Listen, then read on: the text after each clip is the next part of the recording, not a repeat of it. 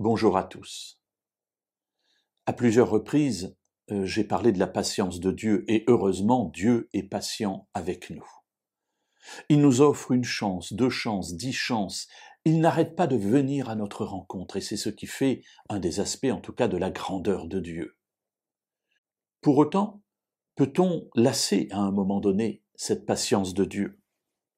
Un récit que nous trouvons dans le livre du prophète Amos au chapitre 4 et au verset 6 m'interpelle. Dieu parle à Israël. Moi, je vous ai envoyé la famine dans toutes vos villes, le manque de pain dans toutes vos demeures.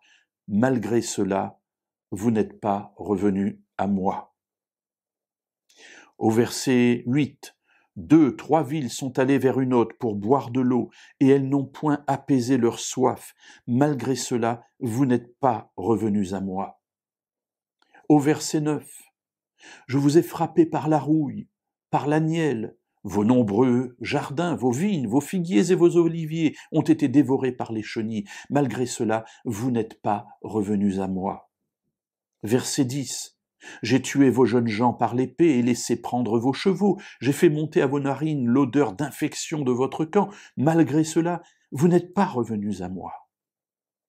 Verset 11. Je vous ai bouleversés comme Sodome et Gomorrhe que Dieu bouleversa. Et vous avez été comme un tison arraché de l'incendie. Malgré cela, vous n'êtes pas revenus à moi.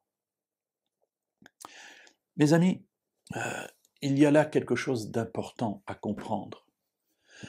Tout ce qui peut nous arriver dans notre vie, ce sont des occasions que Dieu nous donne de renforcer notre foi en lui, ou de revenir à lui lorsque nous nous éloignons. Je ne suis pas en train de dire que tout ce qui arrive dans notre vie, tel que c'est écrit là, dans un résumé très hébraïque, que c'est Dieu qui l'envoie. Non, le mal vient de l'adversaire. Ce sont parfois les conséquences de nos actes ou d'une attaque particulière de l'adversaire ou simplement parce que nous vivons dans un monde qui est rempli de mal.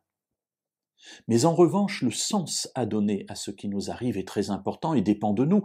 Quel regard est-ce que je porte sur ce qui arrive dans ma vie? Eh bien, ici, le prophète Amos, ou plus exactement Dieu par la bouche du prophète Amos, m'invite à comprendre que ce sont autant d'appels qu'il nous adresse à revenir à lui.